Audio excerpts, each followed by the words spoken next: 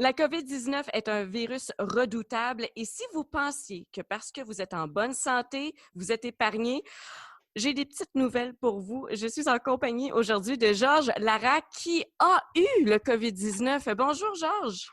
Comment ça va? Ça va bien, mais c'est plutôt vous. Comment vous allez-vous? Oh, ça va pas mal mieux. Là, maintenant, en ce moment, je suis à la maison, puis je récupère tranquillement, puis j'attends mon 2 semaines ou 3 semaines de confinement avant de pouvoir retourner à mes occupations, de pouvoir aider les gens. Comment vous avez attrapé la COVID-19, le saviez-vous? Ouais, je sais, je faisais de la livraison pour des personnes âgées et à force d'aller dans des épiceries, aller chercher de la nourriture puis aller les porter, c'est là que je l'ai attrapé parce que j'ai un mauvais réflexe souvent avec mes cheveux, mais quand je mets mes cheveux par en arrière, je dois me toucher le visage. Hmm. Et quand tu vas à l'épicerie, il faut que tu attendes de te laver les mains avec du Purell avant de toucher à ton visage, mais c'est tellement une habitude que j'ai à cause de mes cheveux que toute la semaine, puis maintenant que je réfléchis aux mauvaises habitudes que j'avais de tasser mes cheveux, puis quand je prenais des produits, ben c'est sûr qu'en faisant ça, parce qu'à un moment, j'arrive dans mon char, je mets du Purell dans mes mains, mais c'est sûr que si tu as touché à ton char 20-30 fois avant d'avoir fait ça, puis à tous les jours, tu faisais l'épicerie, tu fais ça, puis à répétition, c'était sûr qu'à un moment donné, j'ai pris quelque chose comme touchant que je me suis contaminé moi-même. Mhm. Et les symptômes, ça ressemblait à quoi?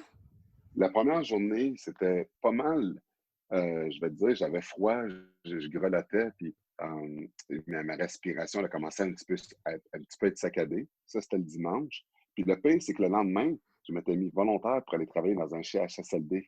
Ah. Fait que dimanche soir, quand c'est arrivé, j'ai appelé la fille en chef, puis j'ai dit, écoute, je suis malade, je ne pourrais pas venir demain. Mais elle ne me croyait pas que j'étais malade. Elle pensait juste que ça ne me tentait pas d'y aller dans le CHSLD, puis j'avais peur. Puis elle a Hmm. dit, t'es sûr? Elle dit, si tu te sens mieux demain, tu peux-tu venir quand même? Puis là, j'ai dit, ben, je me sentirais pas mieux. Mais tu sais, qu'elle était super déçue que je viens pas. J'imagine qu'elle a vu les résultats plus tard, elle a dû comprendre, là, elle m'a cru. Mais quand j'étais à l'hôpital le lendemain, ce qui est encore plus sidérant de ça, c'est qu'ils ne voulaient pas me faire le test. Ils ne voulaient pas P- me faire le test parce qu'ils ont dit que ça ne servait à rien. Ils m'ont Pourquoi? fait des rayons. Je ne comprends pas. Ils m'ont fait des rayons X. Ils ont dit que c'est un peu enflammé. Ils m'ont donné la pilule de cortisone puis ils m'ont renvoyé chez moi. Quand ils m'ont renvoyé chez moi, ça a continué à s'aggraver, ma respiration. C'était de pire en pire. Puis là, l'hôpital m'a rappelé pour me dire quand on a lu tes rayons X, il y a eu une erreur. Finalement, tu as une pneumonie. Puis là, je suis comme quoi? Fait que là, finalement, le jeudi, je retourne à l'hôpital, puis là, j'ai vraiment de la difficulté à respirer. Puis là, quand j'arrive jeudi à l'hôpital, je suis fâché. Je dis, vous n'avez pas voulu me tester. Les personnes que j'ai libérées de là-bas, il faut que je leur dise si j'ai quelque chose pour qu'ils aillent se faire checker. Ça n'a aucun bon sens. Puis finalement, ils disent, OK, on va te checker. Là, ils me diagnostiquent avec le COVID, avec 2 pneumonies. Puis là, ils me pluguent sur l'oxygène parce que j'avais la difficulté à respirer. Puis là, ben, finalement, après m'avoir plugué là, ils m'ont transféré à l'hôpital Charlemagne à Longueuil. J'étais supposé être là pendant 2 semaines. Ils m'ont plugué sur l'oxygène, puis 3 litres d'oxygène qui me rentraient par les narines. Puis là, j'ai fait tellement d'exercices de respiration, j'ai tellement fait de choses pour m'assurer que d'avoir besoin du tube d'oxygène le moins longtemps possible parce que c'est pas trop bon de blaster ça dans ton corps que Hmm. finalement, après 4 jours, j'ai plus besoin du tube. Puis la 5e journée, j'ai pu retourner chez moi pour continuer à récupérer de la maladie. Au Québec, on prévoit rouvrir les écoles dès le 19 mai dans la grande région de Montréal. Vous, vous avez 2 enfants, mais ils sont ici à Edmonton. Est-ce que vous êtes un peu content que vos enfants soient à Edmonton et non à Montréal, vu ces conditions? Moi, je trouve ça retardé à Montréal qu'on ouvre les écoles lundi prochain. Je suis tellement content. À Edmonton, ils ont le tiers des cas qui est à Montréal, puis ils n'ouvrent pas les écoles avant le mois de septembre. Ils prennent aucune chance, puis on le tiers. S'il y a un endroit qui aurait pu les ouvrir, c'est à Edmonton, alors qu'à Montréal, c'est hors contrôle. Il n'y a même pas assez de tests pour tout le monde à Montréal. Je suis la preuve vivante. J'étais à l'hôpital. Ils voulaient sauver des tests. Ils ne voulaient pas me tester parce qu'ils n'en ont pas assez. Il a fallu que je sois encore plus malade, que je parle des vieux qui attendaient mes résultats pour finalement qu'ils me le fassent. Puis pas juste ça. Quand les infirmières que j'ai vues à l'hôpital, une des choses qui les sidère énormément, c'est le fait qu'ils ne peuvent même pas faire de tests avant d'aller chez eux pour savoir s'ils l'ont, puis ils vont infecter leur famille. Puis là, ils décident d'ouvrir des écoles, de mettre des professeurs à risque qui ne veulent même pas être là parce qu'ils sont menacés qu'ils vont perdre leur job s'ils ne vont pas la semaine prochaine à l'école. Il y a des parents là-dedans, il y a tellement de choses. Puis on parle seulement de 20 jours d'école. Pour 20 jours d'école, ça vaut vraiment la peine de prendre toutes ces chances-là. pour ça que quand je regarde tout ça, pour moi, ça n'a aucun sens. Mhm.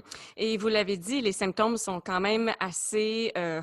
c'est pas facile d'avoir la COVID-19. Il y a des gens à Edmonton qui pensent que, bof, hein, les symptômes, c'est comme une petite grippe, mais vous le dites, là, c'est pas ça du tout, là. Non, mais c'est parce que l'affaire, c'est que ça dépend de chaque personne. Tu sais, Mm. moi, je suis asthmatique. J'ai toujours souffert d'asthme. Puis, vu que j'ai toujours souffert d'asthme, puis ça m'a attaqué sous forme de pneumonie, j'avais la misère à respirer, j'avais besoin d'oxygène. Puis même que le jeudi, quand je suis arrivé à l'hôpital, ils ont failli me transformer, m'amener à l'urgence pour des ventilateurs, tellement que j'avais de la difficulté à respirer. Finalement, ça s'est stabilisé, puis l'oxygène, c'était assez, mais c'est parce que j'ai une précondition d'asthme. Il y a du monde, bien entendu, que j'ai vu à l'hôpital qui étaient encore plus précaires que moi parce que c'est des personnes âgées, donc pour eux, c'est encore plus difficile. Mais c'était. Mais tu sais, c'est quelque chose qui n'est pas le fun. Puis je vais te dire, j'avais pas peur pour ma vie quand je l'ai eu. J'avais plus peur pour des gens que j'ai aidés pendant la semaine pour me demander si je leur avais donné ou pas. Puis quand je les ai tous contactés, parce que j'ai une personne qui l'a été, ils ont pu se faire tester. Puis je suis content que j'ai eu la confirmation qu'il n'y a personne qui a été positif puis qui n'a absolument rien eu avec la livraison de nourriture que j'ai faite Ah. pour eux. Bon, ben c'est une bonne nouvelle. Il y a une autre bonne nouvelle pour vos fans. Vous faites de plus en plus de vidéos sur Facebook et sur Instagram en direct et vous parlez de votre mode de vie vegan. Et vous avez même dit dans une de ces vidéos-là que vous avez pris des produits naturels pour améliorer votre condition à l'hôpital et ça a fonctionné, c'est ça? Oui, ben, c'est parce que ce qui arrive, moi, je suis végane, puis j'aime pas ça prendre des pilules, des antibiotiques, des choses comme ça. Puis de toute façon, quand j'étais à l'hôpital, la seule chose qu'ils m'ont donné pour mes poumons, c'est de la cortisone. Puis, puis en même temps, toutes ces choses-là, c'est tellement pas bon pour la flore intestinale. Puis moi, j'étais un gars qui croit beaucoup aux produits naturels, puis surtout à base de plantes. Puis j'ai un de mes amis, justement, qui est dans le domaine de la santé, qui m'a envoyé des produits à base de plantes, des produits naturels pour m'aider. Puis ça m'a aidé énormément. Je pense que j'attribue une des raisons pour laquelle je ne suis pas resté 2 semaines comme c'était prévu, juste 5 jours. Parce que quand j'étais là-bas, il y a une autre chose aussi que je faisais, c'est que je ne mangeais pas. La bouffe à l'hôpital, c'était épouvantable. Fait que tout le monde se demandait comment j'allais guérir sans manger. Ils me donnaient des patates pilées au micro-ondes, puis des fèves qui étaient réchauffées au micro-ondes. Oublie ça, je ne mangeais rien. La seule affaire que j'avais, c'est que j'ai réussi à me faire livrer des noix. Je mangeais des noix, puis je prenais des jus verts de mon gars de la santé qui m'a envoyé, des jus verts avec des produits naturels pour m'aider. C'est vraiment ça que j'ai pris, puis ça m'a aidé énormément. Puis ben, finalement, après 5 jours, je suis sorti, puis j'aime mieux les produits naturels. Puis, tu sais, je dis pas aux gens de faire ça. Pour moi, ça a marché. Puis je vous dis pas que si vous avez un diagnostic, vous pouvez régler avec tout, là. Moi, je parle juste de mon expérience que j'ai faite. Puis si vous voulez essayer quelque chose comme ça, faites-le avec les bonnes personnes de la santé, mais c'est pas moi qui va vous diagnostiquer ou vous dire quoi faire. En tout cas, vos vidéos sont très intéressantes. Moi, j'en ai écouté quelques-unes, là. Vraiment, chapeau. Continuez comme ça. Vous nous divertissez en ces temps de confinement. On peut vous suivre sur Facebook. Vous avez une page professionnelle sur Instagram aussi. Est-ce qu'il y a d'autres réseaux sociaux sur lesquels on peut vous Oui, suivre? ouais, sur Twitter aussi. OK, parfait. Alors, Georges Laraque, ancien joueur des Canadiens, merci beaucoup d'avoir été des nôtres. Merci de m'avoir reçu.